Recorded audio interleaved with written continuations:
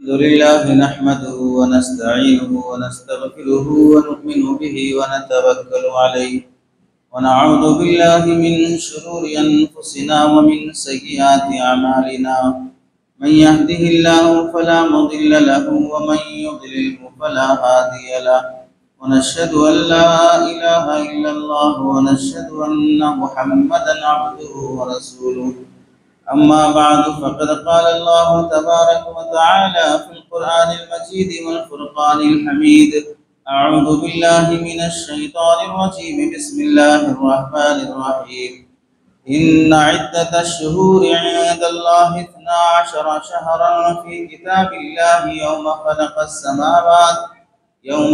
السماوات والأرض منها 4 حرم ذلك الدين القيم فلا تظلموا فيهن أنفسكم وقال النبي صلى الله عليه وسلم من وجد سعة فلم يضحي فلا يقربن مصلانا أو كما قال النبي صلى الله عليه وسلم اللهم صل على سيدنا محمد وعلى آل سيدنا محمد وبارك وسلم اللهم صل على سيدنا محمد وعلى آل سيدنا محمد وبارك وسلم اللهم صل على سيدنا محمد وعلى آل سيدنا محمد وبارك وسلم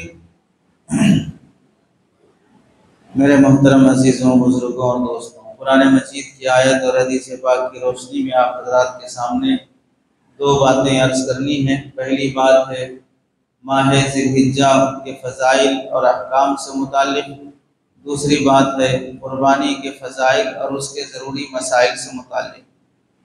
پہلی جو بات ہے عشرہ ذی الحجہ، یہ جو مہینہ ذی الحجہ کا جس سے ہم گزر رہے ہیں، یہ اسلامی مہینوں کے لحاظ سے آخری مہینہ ہے، 12واں مہینہ ہے۔ اس مہینے پر اسلامی سال مکمل ہو جاتا ہے اور اگلے مہینے سے اسلام کا نیا سال شروع ہوتا ہے۔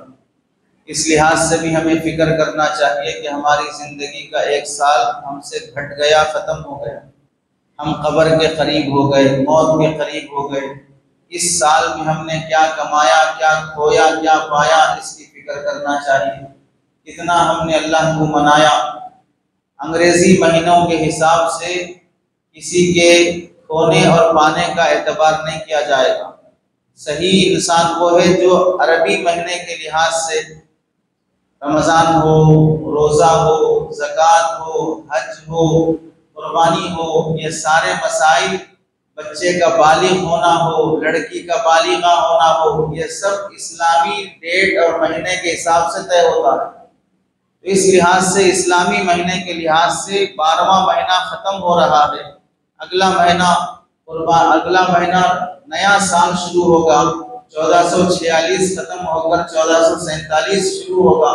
تو ہمیں اپنی زندگی کا محاسبہ کرنا چاہیے۔ اس پورے سال میں کیسی غفلتوں میں زندگی گزارا، حرام حلال کی تمیز نہیں رہ سکی، کتنے لوگوں کے وعدے باقی رہ گئے، کتنے لوگوں کے قرضے باقی رہ گئے، کتنے لوگوں کے حقوق باقی رہ گئے۔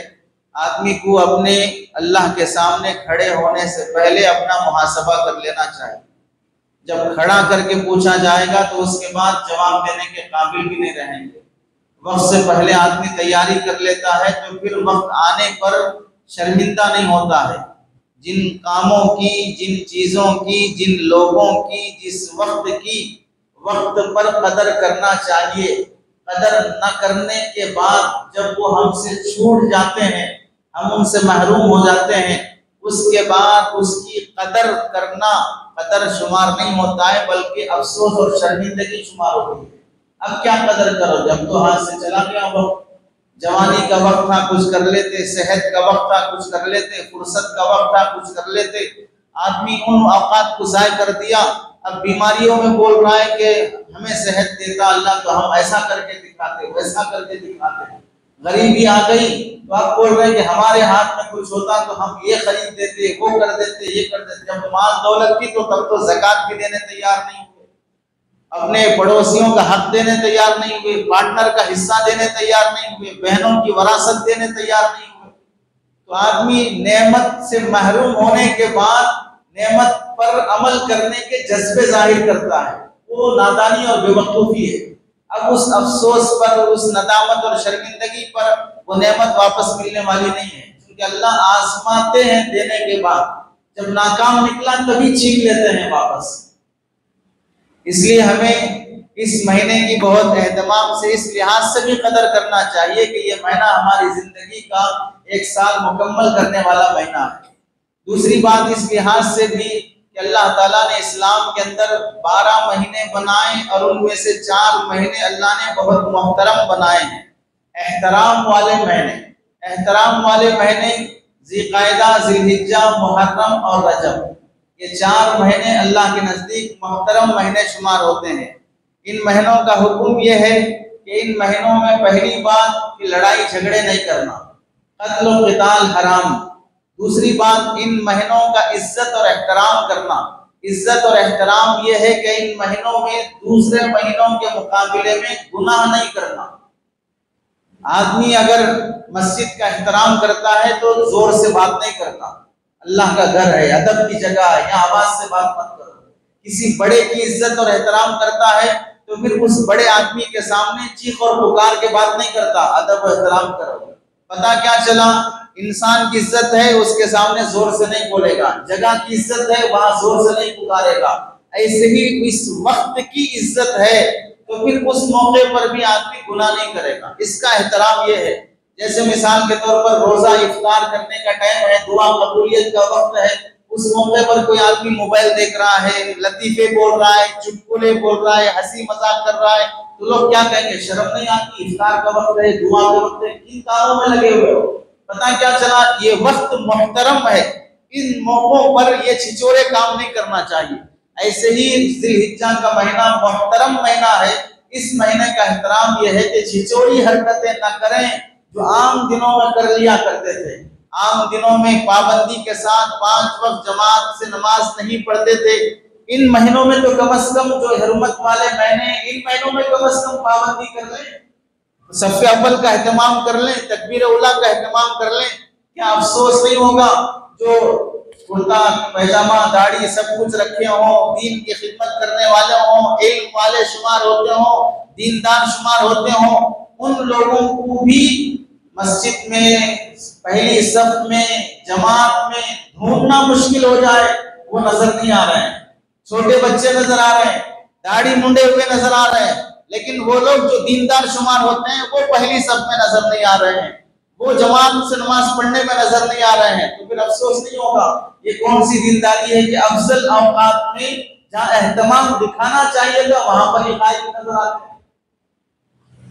اور ماہ ذی الحجہ سے متعلق نبی کریم صلی اللہ علیہ وسلم نے جو فضائل بیان فرمائے ہیں، علماء نے اس کو جمع کیا۔ ایک فضیلت تو یہی ہے کہ اللہ نے خود ان مہینوں کو عزت اور احترام والے مہینے بنایا ہے۔ دوسری فضیلت یہ ہے کہ اس مہینے میں اللہ تعالیٰ نے بہت عظیم سنت ابراہیمی قربانی رکھی ہے۔ قربانی ذی الحجہ کے مہینے کے 3 دنوں میں ہی ہوتی ہے، اس سے پہلے یا اس کے بعد کوئی بھی آدمی کتنے بھی جانور کاٹے اسے قربانی کا ثواب نہیں ملے گا۔ قربانی کا ثواب صرف اسی مہینے کے 3 دنوں میں قربانی کی نیت سے کاٹنے پر ہی ثواب ملتا ہے، اس کے علاوہ ثواب نہیں ملے گا۔ تو پتہ چلا اس مہینے میں ایک عظیم سنت ابراہیمی بھی ہے، اس لحاظ سے اس مہینے کی فضیلت بڑھ جاتی ہے۔ تیسری فضیلت، اس مہینے کے 4 دن، ذی الحجہ کا 10واں دن، عید کا دن اور اس کے بعد کے 3 دن، ان 3 دنوں میں اللہ تعالیٰ نے روزہ رکھنے کو بھی حرام قرار دیا۔ عید کا دن اور اس کے بعد کے 3 دن روزہ رکھنا جائز نہیں ہے۔ کیوں؟ فَإِنَّهَا إِنَّ هَٰذِهِ الْأَيَّامَ أَيَّامُ أَكْلٍ وَشُرْبٍ وَذِكْرِ اللَّهِ، یہ دن اللہ تعالیٰ نے کھانے کے لیے، ذکر کے لیے، اللہ کی عبادت کے لیے رکھے ہیں۔ خوب کھاؤ، قربانی کیے ہو تو یہ اللہ کی طرف سے مہمان نوازی ہو رہی ہے۔ گوشت جانور ذبح کرنے کے بعد ہونا تو یہ چاہیے تھا کہ اللہ کے نام پہ قربانی دے دیا، اب وہ جانور کو ہم ہاتھ نہیں لگانا، وہ اللہ کا ہو گیا، اب اللہ تعالیٰ وہ اپنے بندوں کو کھلائیں گے۔ لیکن قربانی کرنے پر جانور خریدنے کا بھی ثواب ملتا ہے، جانور کو باندھ کر چارہ پانی پلانے کا بھی ثواب ملتا ہے، جانور کو ذبح کرنے کا بھی ثواب ملتا ہے، جانور کا گوشت تقسیم کرنے کا بھی ثواب ملتا ہے۔ کئی نیکیاں ایک جانور کی قربانی پر، پھر اس جانور کا گوشت بھی پورا ہمیں ہی مل جاتا ہے، ثواب نیکیاں چاروں طرف سے ملی، پھر واپس گوشت بھی مل گیا۔ اسی لیے علماء کہتے ہیں اب تو شرم کرو، کیا نقصان ہوا ہمارا، کیا گھاٹا اور خسارہ ہوا۔ پیسہ جانور خریدنے کے لیے پیسہ لے گیا مارکیٹ میں، یہ پیسہ 10,000 15,000 25,000 40,000 دے کر جانور خریدا، 40,000 کا نیکیاں ثواب مل گئے۔ جانور کو پکڑ کے لایا، باندھا، چارہ پانی کھلایا، نیکیاں ملتی جا رہی ہیں۔ جانور کو اللہ کے نام پہ ذبح کیا، ثواب مل رہا ہے۔ جانور کا گوشت آنے کے بعد غریبوں میں تقسیم کیا، ثواب مل رہا ہے۔ پھر وہ گوشت خود بھی کھا رہے ہیں، فیملی کھا رہے ہیں، گوشت مفت میں مل گیا۔ اتنا برکت والا گوشت جو اللہ کے نام پر ذبح ہوا ہو، تازہ گوشت ہے، ثواب والا گوشت ہے، زندگی میں صرف قربانی کے 3 دنوں میں ملتا ہے، پھر کبھی نہیں ملتا۔ قصائی کی دکان پر بھی باسی گوشت ملے گا، تازہ نہیں ملے گا۔ تازہ مل بھی جائے، ثواب والا نہیں ملے گا، قربانی والا نہیں ملے گا، جس کے ساتھ اللہ نے سنت ابراہیمی جوڑ کر رکھی ہے۔ اتنی فضیلت ہونے کے بعد بھی اگر لوگ ہیلے بہانے کرتے ہیں قربانی دینے کے لیے، تو ان سے بڑا بے وقوف کون ہوگا؟ بائی 1 گیٹ 1 فری کا آفر لگ جائے کہ ایک خرید لو، یہ خیرات میں لے کے جاؤ، بھیڑ لگ جائے گی وہاں پر کہ خیرات میں مل رہا ہے۔ اور یہاں پر اللہ تعالیٰ اتنا دے رہے ہیں، پھر بھی اس کے باوجود بھی کچھ نے 4,000 حصہ ہے، 3,000 حصہ ہے، اتنے ہزار کا جانور ہے، اتنے ہزار تو اپنے موبائل ریچارج پہ لگا لیں، موبائل بدلنے پہ لگا لیں، گاڑیاں بدلنے پہ لگا لیں، شو آف کرنے پہ لگا لیں، شادیوں میں لگا لیں، فنکشنوں میں لگا لیں، آؤٹنگ پہ لگا لیں، ڈیٹنگ پہ لگا لیں، تو اس وقت آدمی کو سمجھ میں نہیں آتا کہ کتنا لٹا رہا ہوں اپنی گرل فرینڈ کے واسطے، کتنا خرچ کر رہا ہوں اپنی معشوقہ کے واسطے، اس کا آدمی کو اندازہ نہیں ہوتا ہے۔ اللہ کے نام پہ جب دینے کی بات آتی ہے تو آدمی مہنگائی اور سستائی کا مقابلہ کرنا شروع کر دیتا ہے۔ تو اس مہینے میں اللہ تعالیٰ نے 4 دن معزز اور محترم رکھے ہیں جو اللہ تعالیٰ کی میزبانی کے شمار ہوتے ہیں، کہ ان دنوں میں اللہ بندوں کو کھلاتے ہیں۔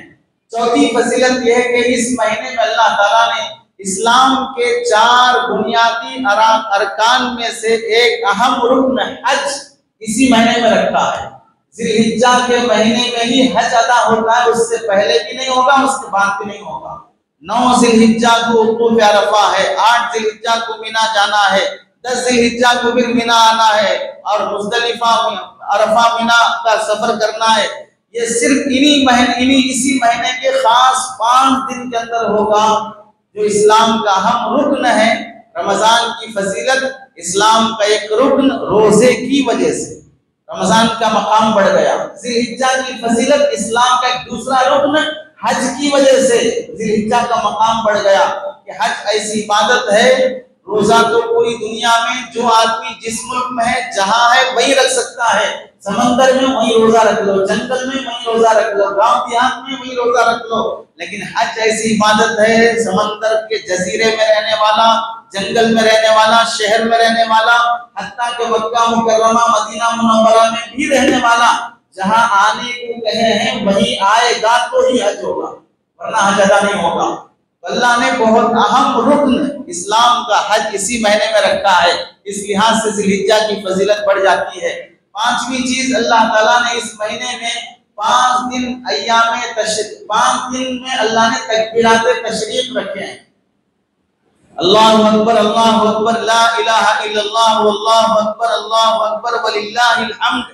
یہ تکبیر تشریف جو اللہ نے رکھے ہیں وہ اسی ذی الحجہ کے 9 ذی الحجہ کی فجر سے لے کر 13 ذی الحجہ کی عصر تک اللہ نے تکبیرات تشریف رکھے ہیں۔ اور اس سلسلے میں حکم یہ ہے، جماعت سے نماز پڑھنے والا اور تنہا نماز پڑھنے والا، مرد ہو عورت ہو، ادا نماز پڑھنے والا، قضا نماز پڑھنے والا، صحت مند ہو بیمار ہو، مسافر ہو مقیم ہو، حاجی ہو غیر حاجی ہو، سب پر تکبیر تشریف پڑھنا واجب ہے۔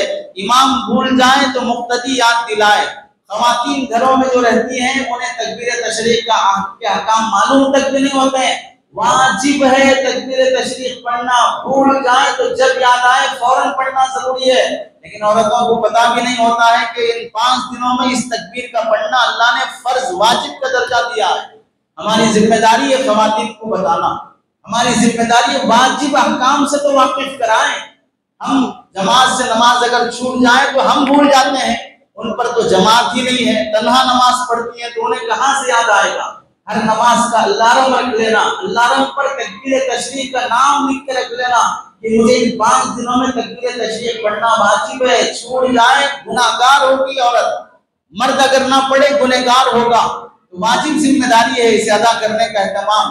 تو کہاں نے لکھا ہے ایک بار تکبیر تشریف ان 5 دنوں میں پڑھنا واجب ہے، ایک بار بس، 3 بار پڑھنا نہ سنت ہے نہ واجب ہے نہ حدیث سے ثابت ہے۔ جو لوگ کرتے ہیں سنت سمجھے بغیر اگر بطور ذکر کے پڑھ لیتے ہیں تو کوئی گناہ نہیں ہوگا، سنت سمجھ کے پڑھتے ہیں تو بھی بدعت ہو جائے گی۔ جتنا کرنے کو کہا گیا اتنا ہی کرنا ہے، ہم بنتے ہیں بنتے بنے رہیں، خدا نہ بنے، اپنی طرف سے دین پیدا نہ کریں۔ اس مہینے کی فضیلت میں اللہ علماء نے لکھا ہے کئی عبادتوں کو اللہ نے اس مہینے میں جمع کر دیا ہے۔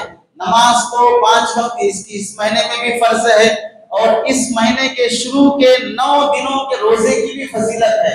روزے کی فضیلت کیا ہے؟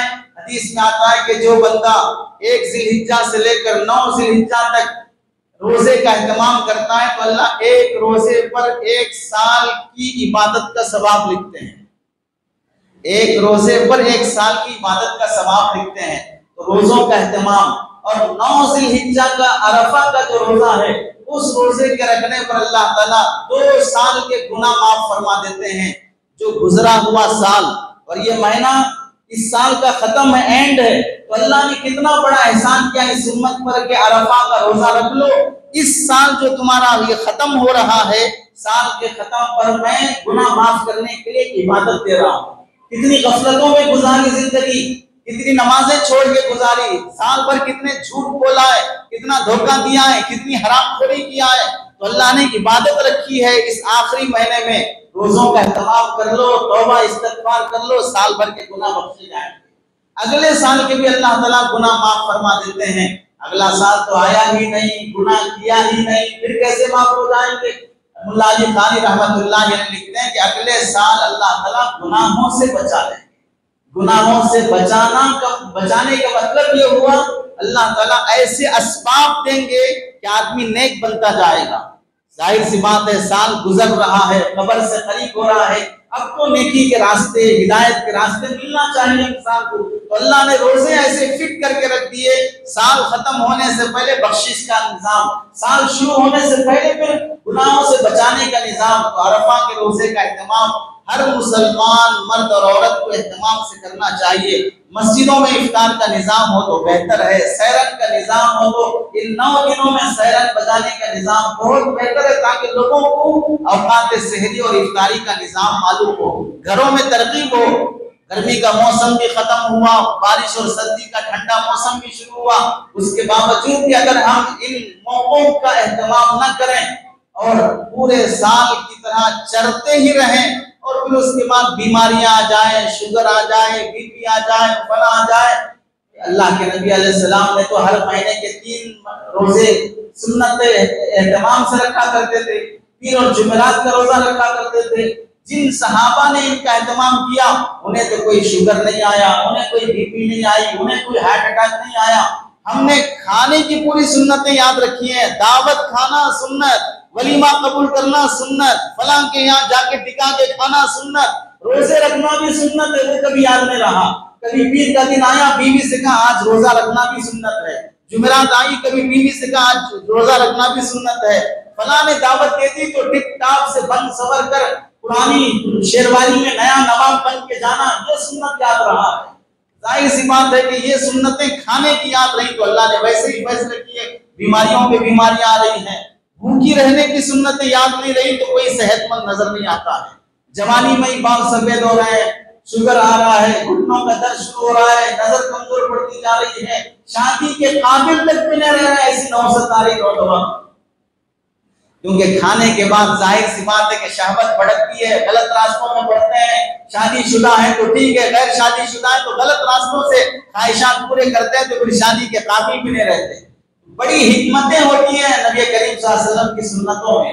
ایک سنت کئی گناہوں سے بچا لیتی ہے، ایک سنت کئی بیماریوں سے بچا لیتی ہے۔ صرف پانی پینے کی سنت 3 سانس میں پی لو، کئی بیماریوں سے بچ جاؤ گے۔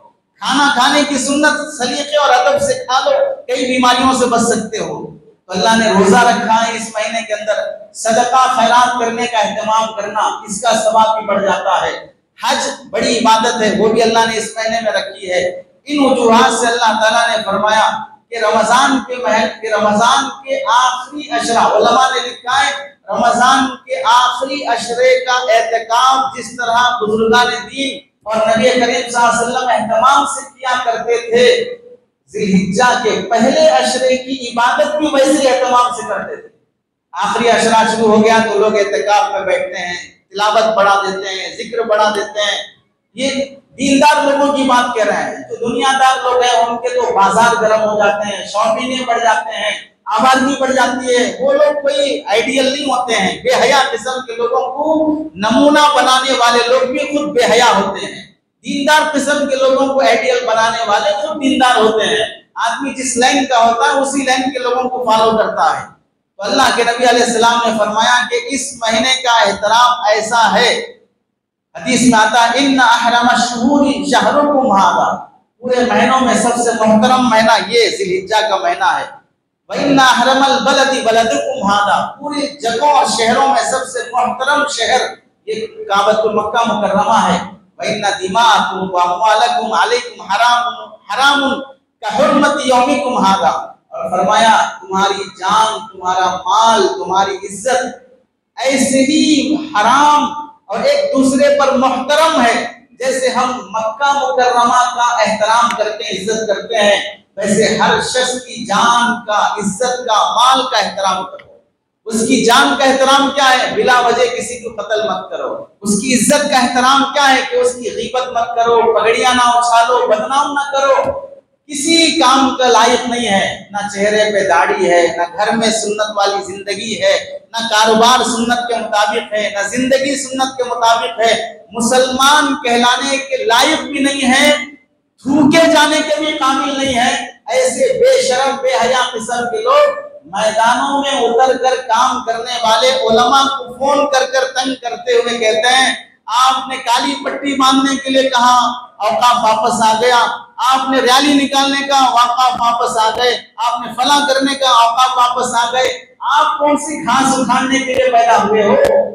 آپ کیوں اسلام کے نام پہ داغ اور دھبا بننے کے لیے پیدا ہوئے ہو؟ ایکسپوز کرنے کے لیے پیدا ہوا۔ کس کو؟ اپنے ماں باپ کو ایکسپوز کر کے دکھاؤ جنہوں نے اسلام کے نام پہ تم جیسی ناجائز اور ناحق اولاد کو پیدا کیا۔ علماء جو اپنی جان کو قربان کر کے، اپنے اوقات نکال کر، بیوی بچوں کو چھوڑ کر، تنظیموں کا ساتھ دے کر، نئی ماموں سے نکنا ماموں بہتر ہے، اسلام کے نام پہ دھبا بننے والوں سے سہارا دینے والے بہتر ہیں۔ تو ان کو فون کر کے اسلام کے شرعی احکام تو معلوم نہیں کر سکا۔ چلیے ٹھیک ہے، کیا مسلم پرسن اللہ والے کیس نہیں لڑ رہے ہیں؟ وقفوں کی طرف سے، اوقاف کی طرف سے عدالتوں میں کیس نہیں لڑ رہے ہیں؟ کیا سیاسی لیڈروں کے پاس جا کر خطوط اور لیٹر کے ذریعے سے انہیں سمجھانے کی کوشش نہیں کر رہے ہیں؟ کیا وکلا کو، لائرز کو کھلا کر، پیسہ دے کر ان کے ذریعے سے کیس جیتنے کی کوششیں نہیں کر رہے ہیں؟ ریالیاں، دھرنے، لوگوں کو جمع کر کے اویئرنیس لانے کی کوششیں نہیں کر رہے ہیں؟ قانونی، معاشرتی، سماجی، ملی کیا کیا کوششیں ہو سکتی ہیں وہ سب کر رہے ہیں، اور تم تو کوئی ایک کام نہیں کر سکے۔ کرنے والوں کی ٹانگ کھینچنے کے لیے پیدا ہوا ہے۔ کتنا بدنصیب انسان ہوگا وہ شخص۔ اس لیے اللہ کے نبی نے فرمایا ان مہینوں کا جیسا احترام ہے، کعبۃ اللہ کا جیسا احترام ہے، حرم مکی کا جیسا احترام ہے، ایک دوسرے کا احترام کرو۔ خالی فون کر کے کسی کو بے ادبی کے ساتھ، بدتمیزی کے ساتھ بات کر دے کے اسے وائرل کر دینا اور یہ سمجھ لینا کہ میں ایک مجاہدانہ کارنامہ کیا۔ واقعتاً مجاہدانہ کارنامہ کہ کیا کرنا چاہتے ہو تم کر کے دکھا لو، تم اوقاف واپس کر کے لا کے دکھا لو، بنا لو اپنی ٹیم، بنا لو اپنی فوج، لڑ لو حکومت سے، ہم دعا کرتے رہیں گے تمہاری خاطر۔ کرنے کا کچھ ڈھنگ کا سلیقہ نہیں آتا ہے، لیکن کام کرنے والے علماء اور تنظیموں پر انگلیاں اٹھانا آتا ہے۔ اللہ کے نبی نے ہدایت دی، عزت رکھنا سیکھو۔ کسی کو بھی فون کر کے اس کی کال ریکارڈنگ اس کی اجازت کے بغیر کرنا یہ خود حرام اور ناجائز ہے۔ ایسے حرام کاروں سے، حرام کام کرنے والے حرام کاروں سے کون سا دین کا کام ہوگا؟ تم نے بات کرنے کا سلیقہ تک نہیں سیکھا ہے، تمیز تک نہیں آتی کہ کون سی کال کی ریکارڈنگ کرنا، کون سا نہیں کرنا ہے۔ اور لوگ اسے سمجھ لیں یہ بھی دین کی خدمت ہے، یہ بھی ایک بہت بڑا کام ہے جو میں کر رہا ہوں۔ عزت اور احترام اس مہینے کی ان انسان مسلمانوں کی آپس میں رکھنا، کعبۃ اللہ اور مکہ مکرمہ کی عزت اور احترام کے برابر اللہ کے نبی نے حکم فرمایا ہے۔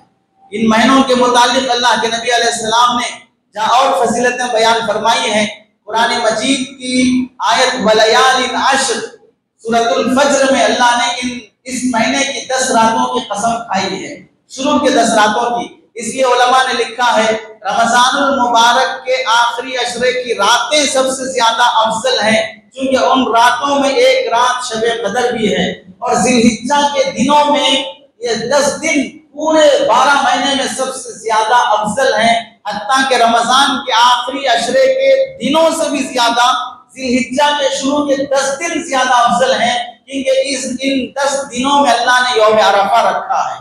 وہاں راتوں میں شب قدر رکھی ہے، یہاں دنوں میں اللہ نے یوم عرفہ رکھا ہے۔ اس واسطے آخری عشرے کی رمضان کی راتیں افضل ہیں تمام راتوں پر، اور تمام دنوں پر ذی الحجہ کے 10 دن افضل ہیں، کیونکہ اللہ نے اس دن میں یوم عرفہ رکھا ہے۔ اور یوم عرفہ اللہ تعالیٰ نے اس امت کو بالخصوص عطا کیا ہے، اسی واسطے یوم عاشورہ کا روزہ رکھنے پر 1 سال کے گناہ معاف ہوتے ہیں، یوم عرفہ کا روزہ رکھنے پر 2 سال کے گناہ معاف ہوتے ہیں، کیونکہ یوم عاشورہ حضرت موسیٰ علیہ السلام کو عطا کیا گیا تھا، اور یوم عرفہ محمد رسول اللہ صلی اللہ علیہ وسلم کو عطا کیا گیا، تو نبی کو یہ نعمت ملی ہے تو ثواب بھی بڑھ گیا کہ 2 سال کے گناہ معاف ہو جاتے ہیں۔ اور اللہ تعالیٰ نے اس مہینے میں 2 عبادتیں مزید ایسی رکھی ہیں، ایک حج اور قربانی، جو اس مہینے کے علاوہ کسی اور مہینے میں عطا نہیں ہوتی ہے۔ تو جو صاحب استطاعت ہیں انہیں حج بھی کرنا چاہیے، جو صاحب استطاعت ہیں انہیں قربانی کا بھی اہتمام کرنا چاہیے۔ اور یوم عرفہ کی فضیلت سے متعلق حدیث میں آتا ہے کہ حضرت عمر رضی اللہ تعالیٰ عنہ سے ایک یہودی نے خطاب کر کے کہنے لگا، آپ کی شریعت میں، آپ کے قرآن مجید میں ایک آیت جو تم پڑھتے ہو، اگر وہ آیت ہم یہودیوں پر تورات میں نازل ہو جاتی تو اس آیت کے مل جانے کی خوشی میں ہم سارے یہودی اسے عید کا دن بنا لیتے۔ کون سی آیت؟ تکمیل دین والی آیت، الیوم اکملت لکم دینکم واتممت علیکم نعمتی ورضیت لکم الاسلام دینا، آج میں نے تمہارے دین کو مکمل کر دیا ہے اور دین اسلام کو میں نے تمہارے لیے پسند کر لیا ہے۔ دین کامل اور مکمل ہونے کی آیت ذی الحجہ کے مہینے میں عرفہ کے دن جمعہ کے موقع پر یہ آیت نازل ہوئی، اور یہ آیت کسی اور نبی پر نازل نہیں ہوئی، کسی اور امتی کو نہیں ملی۔ اب دین مکمل ہو چکا ہے، اب کسی اور نبی کی ضرورت باقی نہیں رہتی، دین مکمل ہو چکا ہے، اب نئی نازل کسی قرآن کی کتاب کے نازل ہونے کی ضرورت نہیں ہوتی، اب کسی فرشتے کو وحی لانے کی ضرورت نہیں ہوتی۔ اتنی بڑی آیت ہم میں نازل ہوتی تو ہم اسے عید کا دن بنا لیتے۔ حضرت عمر رضی اللہ عنہ نے فرمایا، ہمیں معلوم ہے کہ یہ آیت کب نازل ہوئی ہے، ذی الحجہ کا مہینہ ہے، عرفہ کا دن ہے، جمعہ کا دن ہے، یہ عرفہ کا دن بھی عید کا دن ہے، جمعہ کا دن بھی عید کا دن ہے۔ اللہ نے یہ آیت آلریڈی عید کے دن ہی نازل کی ہے، ہمیں نیا عید کا دن پیدا کرنے کی ضرورت نہیں ہے، ہمیں دین میں نئی بات گھڑنے کی ضرورت نہیں ہے۔ اس سے معلوم ہوا خوشی کے موقع پر، فضیلت کے موقع پر بدعت والی حرکتیں نہیں کرنا چاہیے۔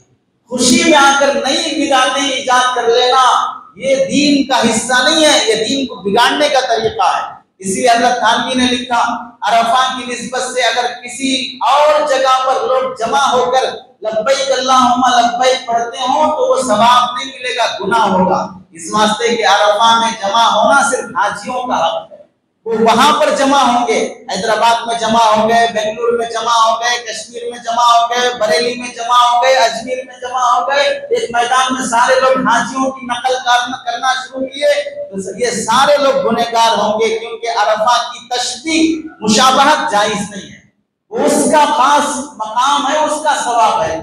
تو حضرت عمر رضی اللہ تعالیٰ عنہ نے فرمایا کہ یہ عید کے دن نازل ہوئی آیت ہے، عرفہ کو یہ اللہ تعالیٰ نے مقام اور فضیلت بخشی ہے۔ اور اللہ کے نبی علیہ السلام نے فرمایا کہ ان 10 دنوں میں بندہ جو بھی نیکی کا کام کرتا ہے اللہ کو وہ کام بہت زیادہ پسند آتا ہے۔ صحابہ نے فرمایا، یا رسول اللہ کیا جہاد میں جانے سے بھی زیادہ پسند ہے؟ جہاد میں جانے کا مطلب یہ ہے کہ آدمی شہید ہو جانا، اپنی گردن کٹا دینا، کوئی معمولی بات نہیں ہے۔ نبی کریم صلی اللہ علیہ وسلم نے فرمایا جہاد میں جانے سے بھی زیادہ افضل ہے۔ ہاں اگر کوئی جہاد میں جائے، قربان ہو جائے، شہید ہو جائے اور واپس نہ لوٹے، پھر وہ آدمی افضل ہے یہاں مقام میں رہ کر عبادت کرنے والے کے مقابلے۔ تو آپ نے کتنی بڑی فضیلت بیان فرمائی۔ اس موقع پر نہ جہاد ہے، نہ مسلمانوں کو اس موقع پر ہندوستان میں اس کی ضرورت ہے۔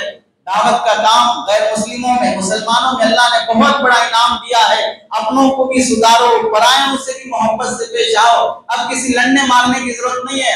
اگرچہ کہ ہندوستان میں درندوں کی ایک بھیڑ ہر موقع سے نکلتی رہتی ہے، جیسے ہی قربانی کے دن شروع ہوتے ہیں تو انسانوں میں بعض درندے صفات کے لوگ ہوتے ہیں جن کا ڈی این اے انسانوں کا نہیں ہوتا ہے، وہ حیوانوں کا ہوتا ہے، جانوروں کا ہوتا ہے۔ تو وہ درندے نکل کر مارکیٹ میں، سڑکوں پر، روڈوں پر، گاؤں دیہات میں وہ سارے دو پیر کے درندے آ جاتے ہیں، خاص قسم کی پٹیاں باندھتے ہیں، اور پھر جو لوگ قربانی کے جانور خرید کر گاڑیوں میں رکھ کر لاتے ہیں انہیں رکاتے ہیں اور ان پر مارٹنچنگ کرتے ہیں، مارتے ہیں، ڈنڈے برساتے ہیں، جانور کھینچ کے لے جاتے ہیں۔ ان جانوروں کو صرف ان دنوں میں اپنی ماتا یاد آتی ہے، ان دنوں میں ہی اپنی عبادت یاد آتی ہے، ان دنوں میں ہی اپنا مذہب یاد آتا ہے۔ در حقیقت وہ مذہب نہیں ہے، جبکہ پولیس کی طرف سے پرمیشن بھی ہے، گائے ذبح نہیں کی جا رہی ہے، جس کا قانون اجازت دیتا ہے وہی ذبح کر رہے ہیں، پھر بھی چونکہ غنڈہ گردی انسان کی فطرت میں بیٹھی ہوئی ہے، چونکہ پیچھے جو سپورٹ ہے وہ بھی کسی غنڈے کا ہی رہتا ہے، چاہے وہ سیاسی لیڈر کی شکل میں ہو، چاہے وہ خاکی وردی کی شکل میں ہو، چاہے کسی اور شکل میں ہو، تو ایسے درندے نکلتے رہتے ہیں۔ ان درندہ صفات انسان سے بچنا بھی مسلمان کی ذمہ داری ہے۔ تو اسلام نے اسے بتایا جانور خریدنے کا سلیقہ سیکھو۔ خریدنے کا سلیقہ کیا ہے؟ آج کل ہوم ڈیلیوری سب جگہ پر ہے، جس سے خرید رہے ہو اس سے کہو ہمارے گاؤں لا کے پہنچاؤ، شہر لا کے پہنچاؤ، بستی لا کے پہنچاؤ۔ ایک جانور کا ریٹ کیا ہے؟ 25,000 27,000، ایک جانور پر 2,000 ایکسٹرا دیں گے لیکن لا کے پہنچاؤ، 5,000 ایکسٹرا دیں گے لا کے پہنچاؤ۔ وجہ کیا ہے؟ بیچنے والے بھی وہی ہوتے ہیں، انفارم کرنے والے بھی وہی ہوتے ہیں، گنڈوں سے کانٹیکٹ بھی انہیں کا ہوتا ہے، بیچ میں رشوت خور خاکی وردی والوں کو بھی وہی رکھتے ہیں، اور سارا پلان مسلمانوں کے مال کو لوٹنے کا ہوتا ہے۔ تو شریف جو لوگ اجتماعی طور پر نظام بنانا چاہتے ہیں انہیں چاہیے کہ ہوم ڈیلیوری کے ذریعے سے جانور خریدیں۔ دوسرا طریقہ، اگر کہیں اس طرح کا اندیشہ ہو تو اس ایریے کے پولیس کا اجازت نامہ پہلے سے اپنے ساتھ رکھیں۔ تیسرا طریقہ، خریدنے کے لیے جب جاتے ہوں تو تنہا اکیلے نہ جائیں۔ اللہ کے نبی علیہ السلام نے تنہا سفر کرنے کو شیطان سے تعبیر کی ہے۔ وہ انسان نہیں ہے، وہ شیطان ہے جو اکیلا سفر کرتا ہے۔ اپنے ساتھ 2-3 لوگوں کو حفاظت کے طور پر ساتھ رکھیں، اور ہندوستان کے قانون کے لحاظ سے دفاع کرنا ایک مستقل حق ہے۔ آج کل دیکھ لیجئے، جس کو ٹارگٹ بنا کے مارنا ہو اسے انکاؤنٹر کر دو، پھر لگا دو ڈیفنس میں ہم نے مار دیا، وہ پہلے ہمیں حملہ کرنا چاہ رہا تھا ہم نے ڈیفنس میں مار دیا، وہ بھی کوئی کیس نہیں بنے گا۔ تو جب واقعتاً آپ پر حملہ ہو رہا ہے، آپ مارا جا رہا ہے، ڈنڈے برس رہے ہیں، تو ایسے موقع پر کوئی یہ شرافت نہیں ہے کہ آپ ڈنڈے کھاتے رہیں۔ آپ اپنے ساتھ ڈیفنس، اپنی جان بچائیں، کسی کو مارنے کی ترغیب نہیں دی جا رہی ہے۔ کوئی مار رہا ہو تو مار کھاتے رہنا کوئی مردانگی بھی نہیں ہے اور قانون کے موافق بھی نہیں ہے۔ اپنے آپ کو بچانے کی بھی کوشش کرنا چاہیے، یہ ذمہ داری ہے۔ اور اس موقع پر جو درندگی پر اتر آتے ہیں، لوٹتے ہیں، لنچنگ کرتے ہیں، ان واقعات کو قانونی طور پر حل کرنے کی کوشش بھی کی جانا چاہیے۔ نبی کریم صلی اللہ علیہ وسلم نے اس موقع پر ان دنوں میں کیے جانے والے کام کی بڑی فضیلت بیان کی ہے، اور اس لحاظ سے عرفہ کا روزہ رکھنے کا اہتمام کرنا، اور جس بندے پر قربانی واجب ہے اسے چاہیے کہ قربانی ادا کرنے سے پہلے تک اپنے بال اور ناخن نہ کاٹے۔ یعقوب علیہ السلام نے فرمایا، علماء نے اسے سنت اور مستحب لکھا، شریعت اسے پسند کرتی ہے کہ جس پر قربانی واجب ہے قربانی کرنے تک، ذی الحجہ کا چاند دیکھنے سے لے کر قربانی کرنے تک اپنے بال اور ناخن ذبح نہ کاٹے، اور اگر 40 دن سے نہیں کاٹا ہے، بال لمبے لمبے ہو گئے، ناخن لمبے ہو گئے، تو ایسے آدمی کو پاکی صفائی کی شریعت کا حکم ہے۔ اور گھٹیا قسم کا چہرہ رکھنا، لمبی لمبی مونچھ رکھنا اور لمبے لمبے بال رکھنا چہرے پہ سنت نہیں ہے، لیکن زلفیں گردن تک ہیں۔ یہ کون سی سنت ہے جناب؟ یہ سنت تو واجب دی، یہ تو چھوڑ دیے، اور یہ والی زلفوں والی سنت یاد رہ گئی۔ پتا چلا یہ محمد الرسول اللہ کی سنت نہیں ہے، کسی اور ایکٹر کی طریقہ کی سنت ہے، اس کا طریقہ، اور نام دے لیا ہے نبی کریم صلی اللہ علیہ وسلم کا۔ سنتوں پر عمل کرنے کے لیے نیت بھی سنت پر عمل کی ہونا چاہیے۔ نیت فیشن کی ہے اور لام سنت کا لگ رہا ہے، اس پر ثواب نہیں ملے گا، اس پر تو مذاق ہوگا۔ تو اہتمام سے ان پاکی صفائی کا نظام بھی رکھنا چاہیے۔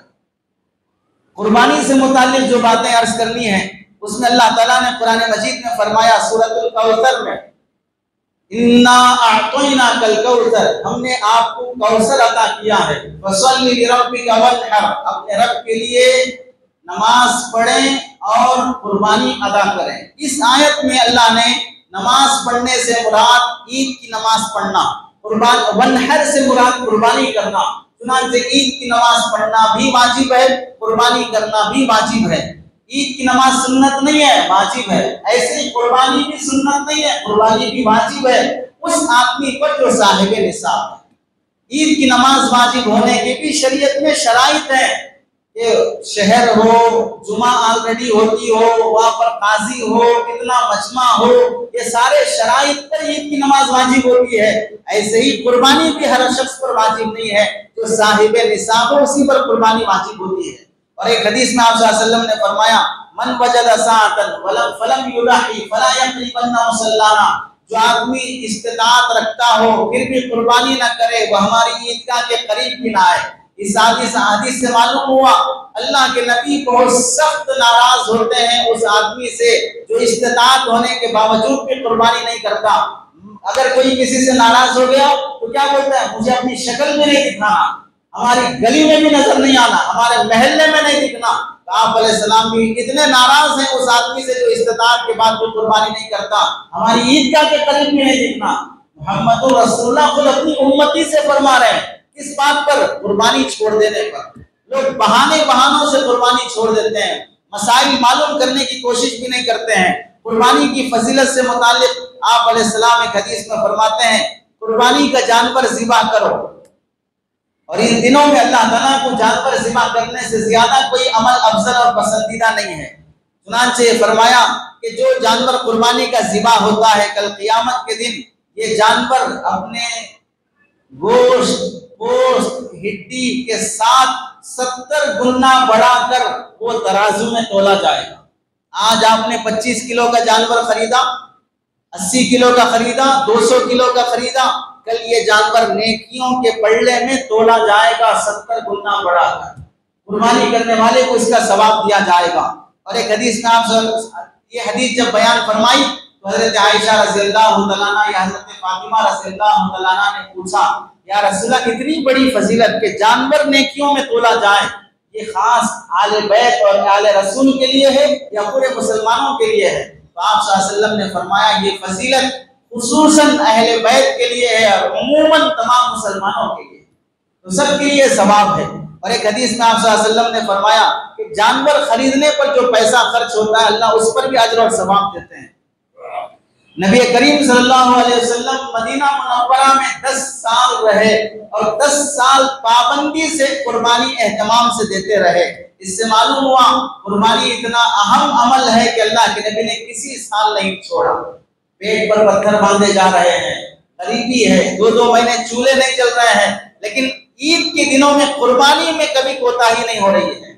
آج سے بھی زیادہ غریبی اس زمانے میں تھی، پھر بھی قربانی اہتمام سے کی جا رہی تھی۔ تو آپ علیہ السلام نے 10 سال اہتمام سے قربانی ادا کی ہے۔ اور حجۃ الوداع کے موقع پر آپ علیہ السلام نے 100 اونٹ اپنی طرف سے قربان کیے ہیں، 63 اونٹ اپنے ہاتھوں سے ذبح فرمائے اور بقیہ اونٹ حضرت علی رضی اللہ تعالیٰ عنہ سے فرمائے کہ تم ذبح کر دو۔ 100 اونٹ اللہ کے نبی نے ذبح فرمائے، جس میں سے 63 63 اونٹ اپنے ہاتھ سے ذبح کیے۔ یہ اشارہ تھا کہ میری زندگی 63 سال کی ہے، ہر سال کے بدلے ایک جانور میں اللہ کے نام پہ قربانی دے رہا ہوں۔ اور پھر اس گوشت کو غریبوں میں تقسیم فرمایا، اور ان مختلف ایک بکرا نہیں، ایک اونٹ ہر سال کے بدلے۔ پھر ادھر سال 10 سال مدینہ منورہ میں رہے، ادھر بھی قربانی دیتے آئے، اور پھر اپنی پوری زندگی کی طرف سے، حالانکہ نبی بنے ہیں 40 سال کی عمر میں، نبوت کی زندگی رہی 23 سال کی، لیکن قربانی دی ہے 63 سال کی۔ اس سے معلوم ہوا قربانی بہت بڑی عبادت ہے، موقع ملے تو اسے ہرگز ضائع نہیں کرنا چاہیے۔ اور ایک حدیث میں آپ علیہ السلام نے فرمایا کہ حضرت فاطمہ رضی اللہ عنہ سے جب تمہارا جانور ذبح ہو تو اس کے قریب کھڑے رہا کرو، قربانی کے خون کا قطرہ زمین پہ گرنے سے پہلے اللہ تعالیٰ اسے قبول کر لیتے ہیں، قربانی کرنے والے کے گناہ بخش دیے جاتے ہیں۔ اس لیے علماء نے جب نبی کریم صلی اللہ علیہ وسلم نے جب عورت سے کہا کہ تمہارا جانور جب ذبح ہو تو اس جانور کے قریب رہو، دیکھو اپنی قربانی، اور مرد ایسے ہیں کہ حصہ لکھا دیا بس ختم، نہ جانے کی ضرورت، نہ جانور خریدنے کی ضرورت، نہ لا کر باندھنے کی ضرورت، نہ تکلیف اٹھانے کی ضرورت، فلاں جگہ دے دو گوشت گھر پہنچ جائے گا، بس ختم۔ اس میں سے جو تکے اور نرم گرم گوشت ہے بنا ہڈی والا وہ رکھ لو، باقی ہڈیوں میں 3 حصے کر کے بانٹ کے ختم کر دو۔ قربانی کا ٹینشن لینے کو ضرورت ہی نہیں سمجھا مسلمان نے، عبادت ہی نہیں سمجھا ہے، تبھی تھوڑا جھکنا اٹھنا، خون کے دھبے لگنا، کچرا لانا، کچرا اٹھانا، چارہ لانا، پانی پلانا، کچھ کرنے کو ضرور نہیں سمجھا ہے۔ اور وہ اللہ کے نیک بندے کیسے تھے؟ حضرت شیخ الہند رحمۃ اللہ علیہ پورا ذی الحجہ کا مہینہ ختم ہونے کے بعد محرم کے مہینے میں جانور خرید لیتے، اگلے سال ذی الحجہ میں قربانی کرنے کے لیے پورے 12 مہینے اس جانور کو پالتے، اتنا قریب سے مانوس کرتے، جب حضرت چلتے تو جانور بھی ساتھ آتا۔ دارالعلوم دیوبند میں پڑھانے کے لیے شیخ الحدیث دار حدیث میں آتے تو وہاں بھی وہ جانور آ کر باہر بیٹھے رہتا، دیکھتے ہی دوڑ کر اٹھ جاتا، اتنا مانوس ہو جاتے اس جانور سے۔ پھر اللہ کے نام پر جب چاقو چلتی تو جانور کے گلے سے خون بہتا اور حضرت کی آنکھوں سے آنسو بہتے، اتنی محبت جانور سے ہو گئی کہ اب اس کی جدائی پر رونا آتا ہے۔ اب ہم لوگوں میں چونکہ وہ انسانیت ہی باقی نہیں رہی ہے تو جانوروں کو پالنا، مانوس کرنا اور اللہ کے نام پر ذبح کرنا۔ حضرت ابراہیم علیہ السلام کی زندگی کو پڑھا ہی نہیں ہے، وہ تو اللہ کے حکم پر بیٹے کو ذبح کرنے تیار ہو گئے، لے کے چلے بیٹے کو، لٹایا بیٹے کو، چاقو چلایا گردن پر۔ اسی لیے اللہ کے نبی علیہ السلام کی تعلیمات میں افضل یہ ہے کہ آدمی خود اپنے ہاتھوں سے ذبح کرے، اگر استطاعت ہے اور ہمت ہے تو، ورنہ بزدل قسم کا آدمی ہے، خون دیکھ کے کام جاتا ہے، ڈر جاتا ہے تو چاقو گلے پہ چلنے کے بجائے قصاب پہ نہ چلا لے، اپنی انگلیوں پہ نہ چلا لے۔ اس لیے اللہ کے نبی علیہ السلام نے بڑی فضیلت بیان فرمائی ہے قربانی کی، اس لیے اہتمام سے قربانی ادا کرنا چاہیے۔ قربانی کی شروعات حابیل اور قابیل سے ہوئی ہے۔ حابیل اور قابیل حضرت آدم علیہ السلام کی اولاد ہیں، ان سے قربانی کا سلسلہ شروع ہوا ہے۔ ایک لڑکی کی خاطر جھگڑا ہو گیا تھا، اس جھگڑے کو حل کرنے کے لیے حضرت آدم علیہ السلام نے یہ عبادت دی کہ تم دونوں قربانی پیش کرو، جس کی قبول ہو جائے پھر اس لڑکی سے وہ شادی کر لینا۔ حالانکہ قربانی قبول ہونے کے بعد جس سے شادی کرنا ناجائز تھا، قربانی کر دینے سے وہ شادی جائز نہیں ہو جائے گی، وہ پہلے سے بھی حرام ہے۔ لیکن حضرت آدم علیہ السلام کو معلوم تھا کہ اگر قابیل کی قربانی قبول ہو بھی جائے تو بھی اس لڑکی سے جس سے رشتہ حرام ہے وہ حلال ہونے والا نہیں ہے، اور قابیل کی قربانی قبول ہونے والی بھی نہیں ہے۔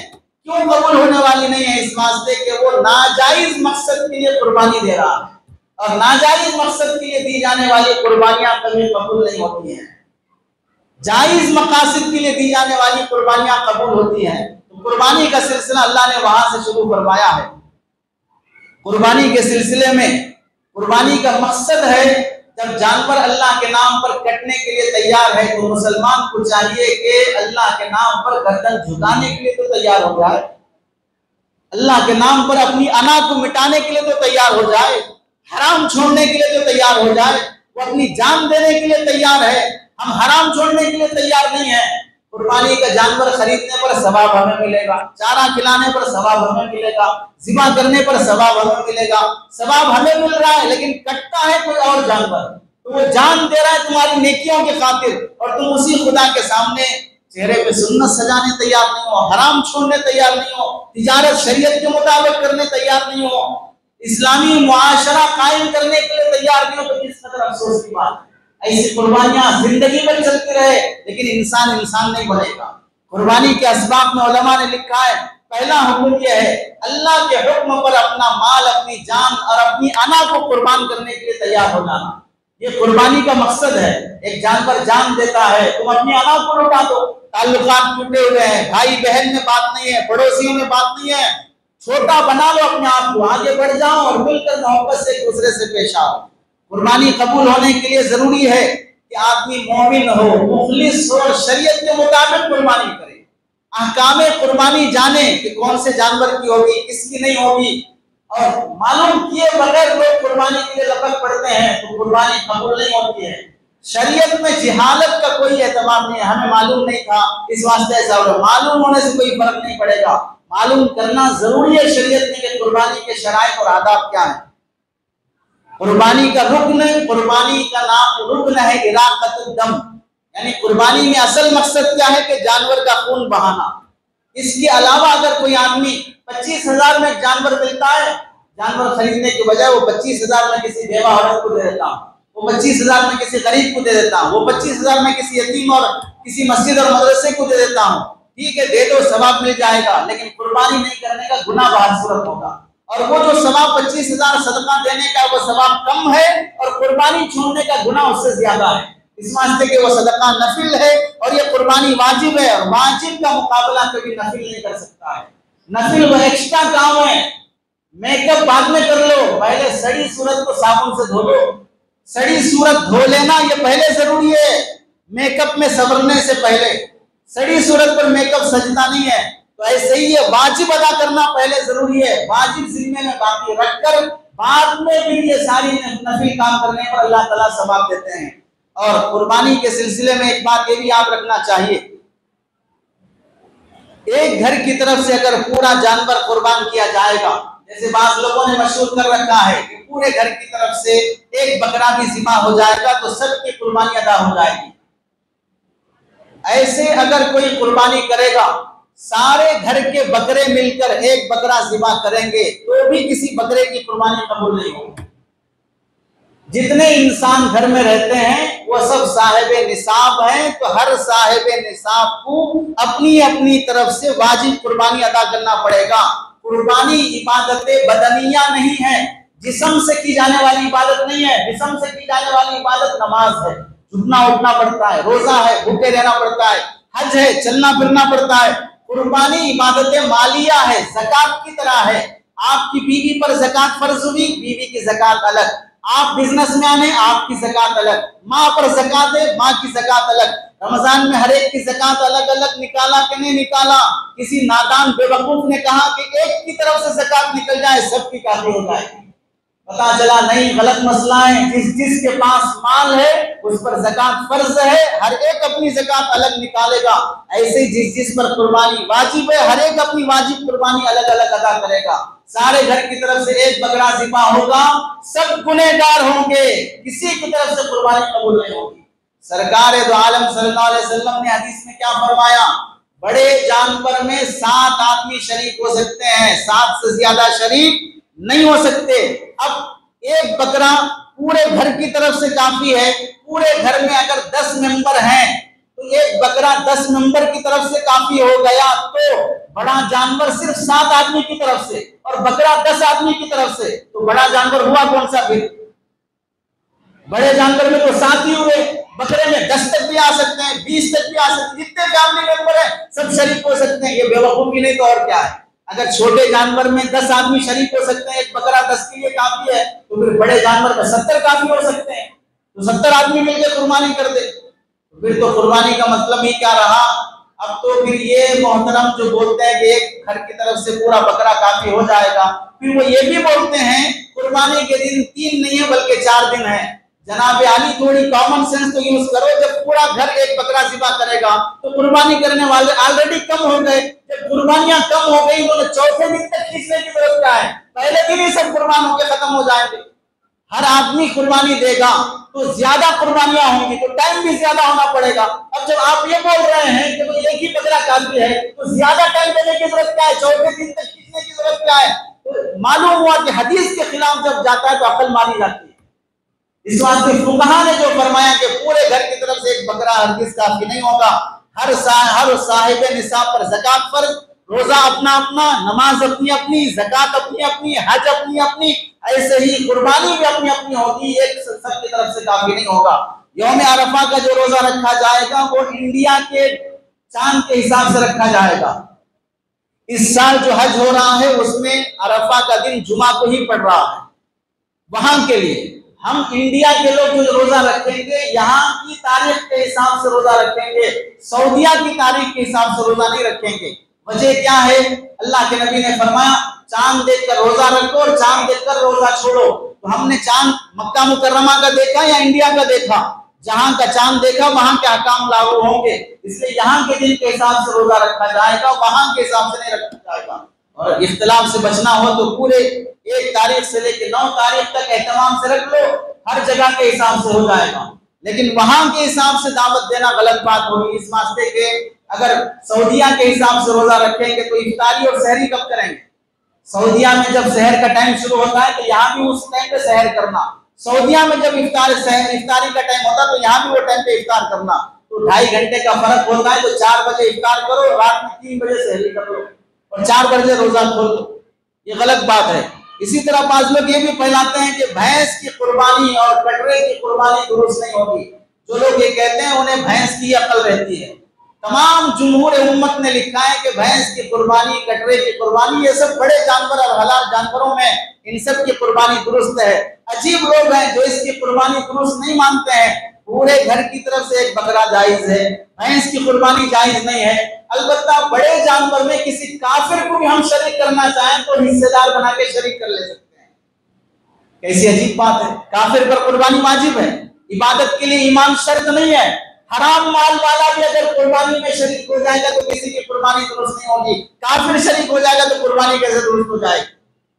پتا چلا قرآن حدیث کا لیبل لگا کر گمراہ کرنا یہ کوئی عقل مندی اور دینداری اور حدیث اور شریعت پر چلنے کی بات نہیں ہے۔ فقہا اور علماء نے جو لکھا ہے اس کو مانا جائے۔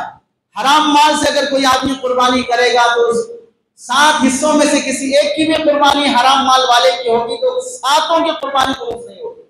پاک مال سے قربانی کرنے کا اہتمام کیا جائے۔ بڑے جانور میں قربانی کے ساتھ عقیقے کا بھی حصہ لیا جا سکتا ہے، اس میں کوئی حرج نہیں ہے۔ عقیقہ بھی سنت ہے، قربانی بھی عبادت ہے، عبادت کی مقصد سے ہی حصہ لیا جا رہا ہے تو دونوں ادا ہو جائیں گے۔ صحابہ اکرام سے عقیقے میں جہاں چھوٹا جانور ذبح کرنا ثابت ہے وہیں بڑا جانور بھی ذبح کرنا ثابت ہے۔ اللہ سے دعا ہے کہ اللہ تعالی ہم سب کو عمل کی توفیق نصیب فرمائے۔ آمین۔ وآخر دعوانا الحمدللہ رب العالمین۔